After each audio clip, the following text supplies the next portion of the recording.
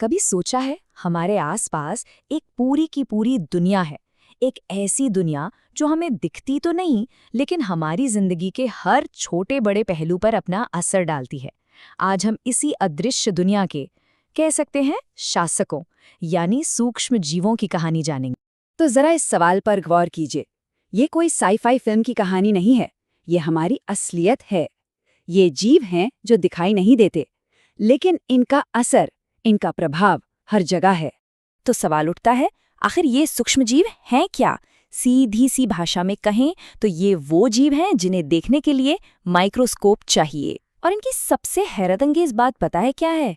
इनकी अडैप्ट करने की काबिलियत। मतलब बर्फीले पहाड़ों से लेकर खौलते हुए गर्म पानी के झरनों तक ये कहीं भी किसी भी माहौल में आराम से रह लेते हैं। और ऐसा नहीं है कि ये सब एक जैसे होते हैं। अरे, इनकी दुनिया में तो गजब की वैरायटी है।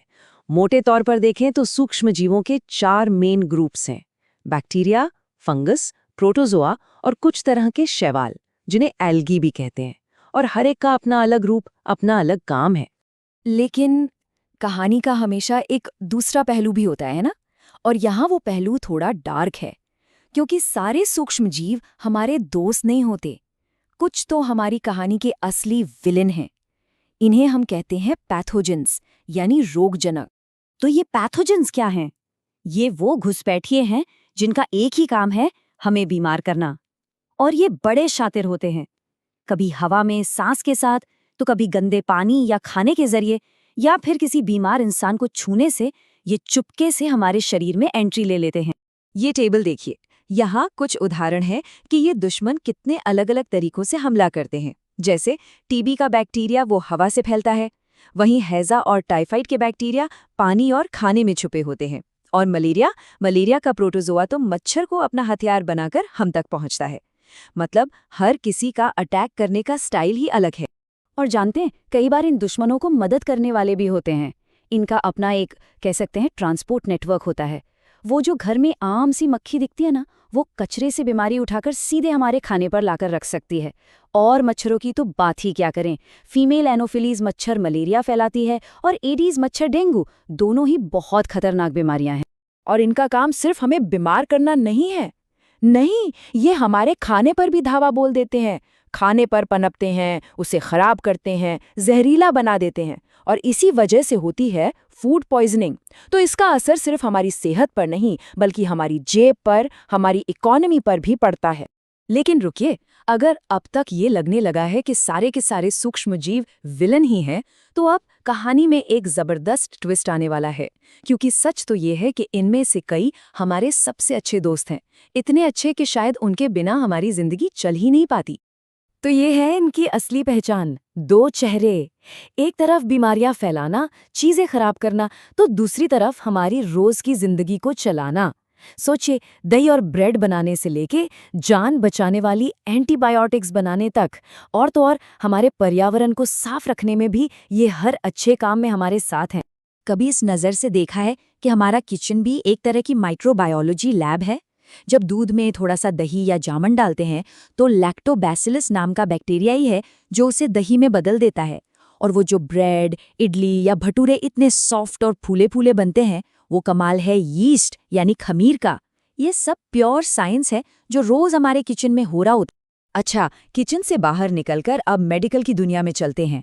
यहाँ तो इन छोटे छोटे जीवों ने सच में क्रांति ला दी है। पेनिसिलिन, स्ट्रेप्टोमाइसिन, ये जो जिंदगी बचाने वाली एंटीबायोटिक्स हैं, जो खतरनाक से खतरनाक बैक्टीरियल इन्फेक्शंस को खत्म कर देती हैं। पता है ये बनती किससे हैं? दूसरे सूक्ष्म जीवों से ही। कमाल है ना? ये सिर्फ हमारी मदद नहीं करते, बल्कि ये तो इस पूरी धरती के लिए जरूरी है।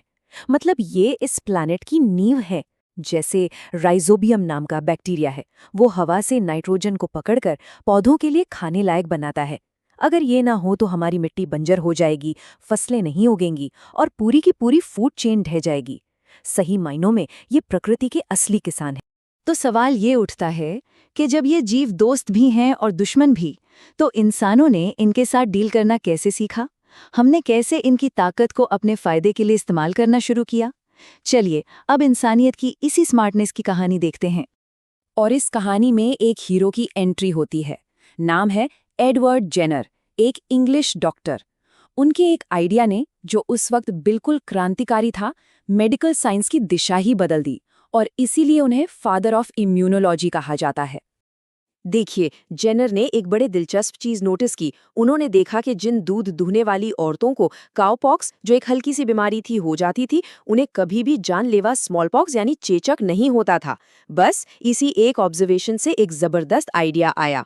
साल था 1796। उन्होंने जेम्स फिप्स नाम के एक 8 साल के बच्चे पर यह आइडिया टेस्ट किया। बहुत बड़ा रिस्क था, लेकिन नतीजा कमाल का। वो बच्चा चेचक से हमेशा के लिए इम्यून हो गया, और बस वहीं से जन्म हुआ दुनिया की पहली वैक्सीन का। तो आखिर ये वैक्सीन काम कैसे करती है? ये कोई जादू नहीं है, इसके पीछे सॉलिड साइंस है। इसे ऐसे समझिए जैसे ये हमारे शरीर के डिफेंस सिस्टम यानी इम्यून सिस्टम के लिए एक ट्रेनिंग एक्सरसाइज है। वैक्सीन के जरिए एक कमजोर या मरा हुआ कीटाणु शरीर में डाला जाता है। हमारा शरीर उसे पहचानता है और उससे लड़ने के लिए एंटीबॉडी नाम के खास सिपाही तैयार कर लेता है। अब ये सिपाही शरीर में हमेशा के लिए याददाश्त की तरह रहते हैं, ताकि अगर फ्यूचर में असली और ताकतवर दुश्मन हमला करे तो हमारी सेना उसे फौरन पहचानकर हरा सके। अब बीमारियों से हटकर बात करते हैं खाने की। हमने खाने को खराब करने वाले इन दुश्मनों को भी काबू करना सीख लिया है, जैसे नमक या चीनी का इस्तेमाल करके अचार और जैम बनाना, या फिर दूध को उबालना और खाने को फ्रिज में रखना। ये सब पुराने लेकिन बहुत कारगर तरीके हैं इन बैक्टीरिया को बढ़ने से रोकने के। और हाँ, लुई पास्चर की वो फेमस टेक्निक पास्चराइजेशन, उसी की वजह से तो आज हमारा पैकेट वाला दूध सेफ रहता है। तो कुल मिलाकर सूक्ष्म जीवों की दुनिया अच्छे और बुरे की एक बहुत ही कॉम्प्लेक्स कहानी है। ये हमारे वो अदृश्य साथी हैं जिनमें बनाने की भी ताकत है और बिगाड़ने की भी। और जैसे जैसे साइंस आगे बढ़ रहा है, ये सवाल और भी बड़ा होता जा रहा है कि इस माइक्रोस्कोपिक दुनिया के और कौन-कौन से राज खुलने बाकी हैं, और हम उन राज का इस्तेमाल पूरी इंसानियत की भलाई के लिए कैसे कर सकते हैं।